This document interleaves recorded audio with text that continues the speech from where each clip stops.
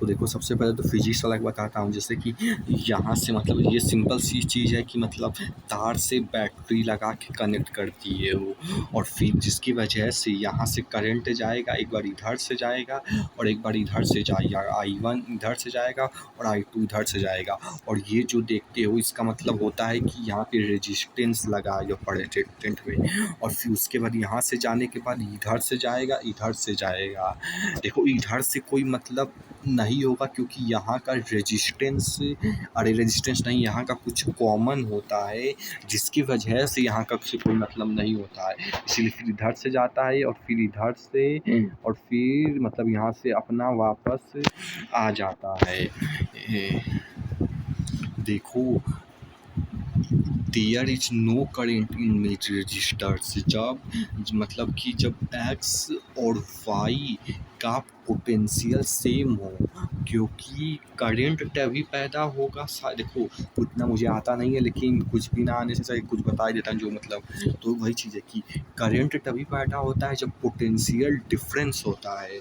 तो जब पोटेंशियल ही सेम है, जब डिफरेंस ही नहीं है तो करंट नहीं पैदा होगा। तो वही मतलब कि छोड़ो जो भी हो यार, ऐसा ही कुछ था कि मतलब पोटेंशियल एक्स और वाई का पोटेंशियल सेम है तो इसलिए पोटेंशियल डिफरेंस नहीं, इसलिए यहाँ से कोई वो नहीं होगा। तो जो R1/R2 है इज इक्वल टू R3/R4, यानी कि R1/R2 is equal to R2 मतलब और R3/R4 बैग झाड़। तो देखो इस तरीके से जैसा यहाँ पे 4 ठो था, अरे 5 ठो था, तो ऐसे ही जब भी 5 ठो रजिस्टर दिख जाए और वो सीरीज या पैरेलल में, मतलब ऐसा नहीं मतलब ये क्वेश्चन में ये ना दिया हो कि सीरीज या पैरेलल में, तो समझ जाना जब भी 5 से ज़्यादा रेजिस्टेंस हो, 5-6, तो वो 90% पॉसिबिलिटी है कि वो व्हीटस्टोन ब्रिज से क्वेश्चन पूछेगा। तो देखो एक्स एंड वाई का जब कोई पोटेंशियल डिफरेंस ही नहीं है, यानी यहाँ का पोटेंशियल और यहाँ का पोटेंशियल सेम है, इसी की वजह से जो है ये मतलब करंट सीधा पूरा का पूरा I1 इधर निकल गया और इधर से I2 पूरा इधर निकल गया। तो देखो कहने का इसका ये रटो में समझ लोगे। देखो कहने की मतलब है जितना R1/R2 is equal to R3/R4। तो देखो इसमें रट्टल चीज़ नहीं, देखो कॉमन सी बात है, इसका जो भी जितना भी करंट होगा, मान लो मतलब 3 रोकेगा और इधर से 5 रोकेगा, और फिर इधर जो भी रोकेगा मान लो इधर 2 यार मतलब जितना भी रोकेगा, तो मतलब कहने का मतलब है इधर का और इधर का ऑब्वियसली ये I1 इधर से इधर जा रहा है और इधर का इधर जा रहा है, तो जितना इधर से गया था इसमें उतना ही ना इधर से निकलेगा। तो क्योंकि पूरा का इधर आ ही जा रहा है, बीच में जा नहीं रहा है, तो इसीलिए ये दोनों इक्वल हुआ। तो जब ये दोनों इक्वल रहेगा तो समझ जाना कि ये यहाँ पे कोई करंट नहीं फ्लो करेगा। या तो फिर ये भी कह सकते हो इन्वर्स कि अगर यहाँ पे कोई करंट फ्लो नहीं कर रहा है तो इसका मतलब कि ये होगा।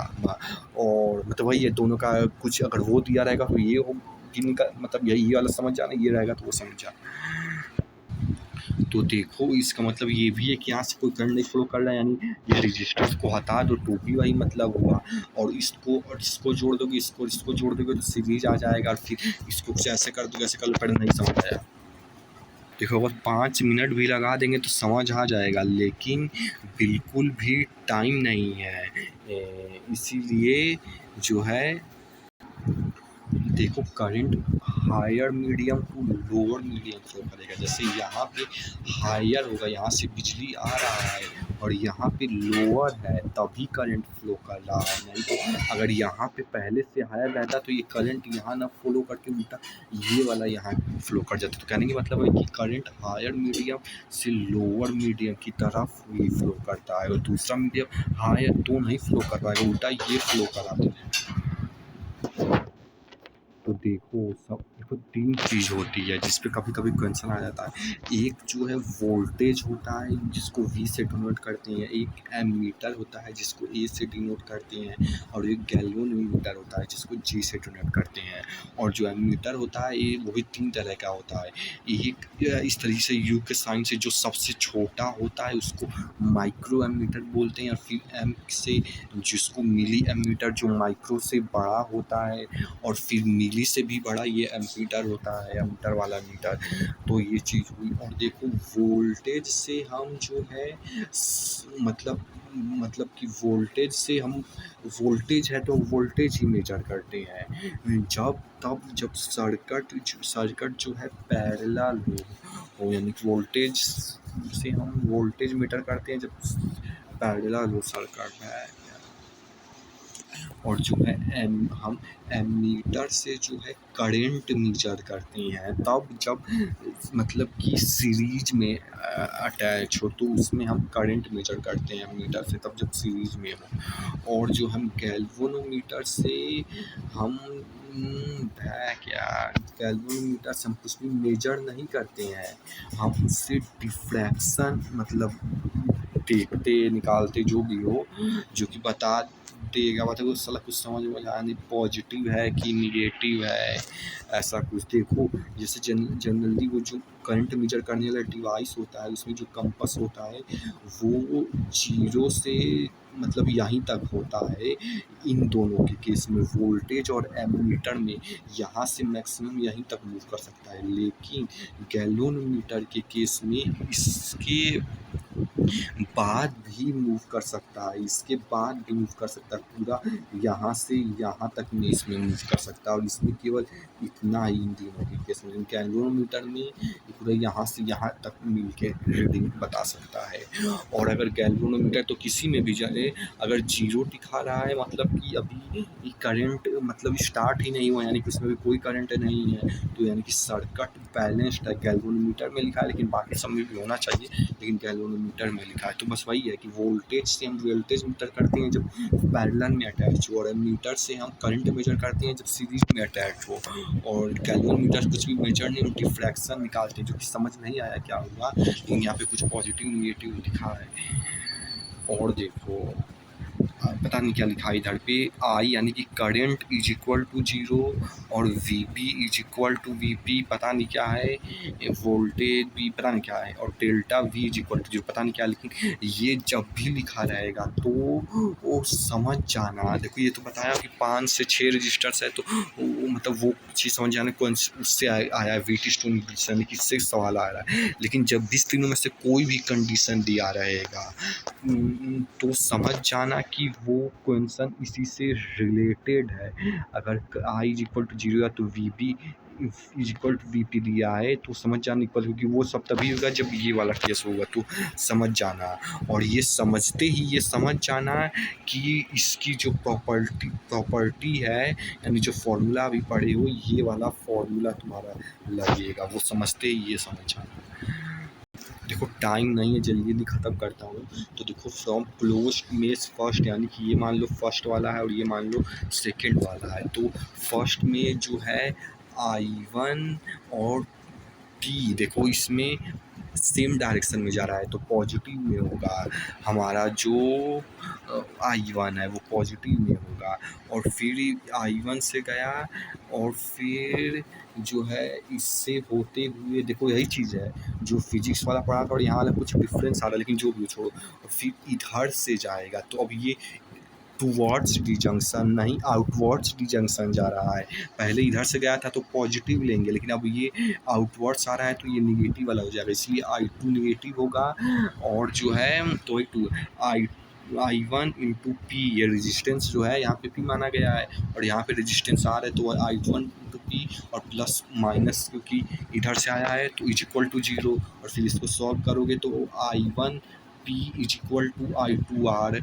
और फिर वैसे इधर का कर लेना कि I1 इधर से आया तो I1 Q टूवर्ड्स है पॉजिटिव होगा, लेकिन फिर अब इधर से आया तो आउटवर्ड्स की जंक्शन हो गया तो निगेटिव हो जाएगा I2 वाला। और उसके साथ इंटू कर देना है जो रेजिस्टेंस यहाँ Q है और यहाँ S है तो इसको फिर सॉल्व करोगे तो फिर प्लस माइनस माइनस फिर I Q is equal to 1/5 और फर्स्ट और सेकेंड इक्वेशन को डिवाइड करोगे, इसको इससे डिवाइड करोगे, मतलब इस दोनों को डिवाइड करोगे इस दोनों को, तो I1 से I1 कट जाएगा, I2 से I2, यानी कि P/Q is equal to R/S, यानी कि ये P/Q ये ऊपर का बराबर होगा नीचे के R/S के। अब देखो यहाँ पे लफड़ा हो गया, यहाँ पे बोला जा रहा है P/Q बराबर होगा R/S के, लेकिन हमने पिछले मतलब कि ये इस दोनों का सम बराबर होगा इस दोनों के, लेकिन हमने पिछले वाले में अभी पढ़ा था कि वहाँ पे दिया था साला ये वाला इसके बराबर होगा। लफड़ा ही लफड़ा है, वहाँ पे दिया था कि इसको उसके अकॉर्डिंग होना चाहिए कि P/R इक्वल टू Q/S। छोड़ो जो भी हो, बस ये समझ में आया कुछ तो गड़बड़ है, लेकिन जो भी हो जो भी हो, अब यहाँ पे P की कोई वैल्यू दी रहेगी और Q की कोई वैल्यू दी, R की S की दी रहेगी, यानी या तो इसकी वैल्यू की पता नहीं जो भी दे रही होगी, तो उसको इसमें डायरेक्टली रखना और काटना पीटना इसमें नहीं रखना है, इसमें रखना और काटना पीटना। और देखो न्यूमेरिकल लगाया तो वही चीज़ है कि एक समझने वाली चीज़ है कि मतलब इसमें जो है इसमें क्रॉस मल्टीप्लिकेशन होता है फिर बाद में जाके, जैसे 12 इंटू R+2 होगा, 2R इंटू ये होगा, तो जब 12 इंटू मतलब ऐसा ही कुछ क्रॉस मल्टीप्लिकेशन होगा। छोड़ो टाइम नहीं है, ऐसे कुछ कर लेना, और जो न्यूमेरिकल और भी था, अभी टाइम भी नहीं है और दिमाग भी लगाना पड़ेगा, मेन तो टाइम ही नहीं है, इसीलिए ज़्यादा नहीं कराएंगे।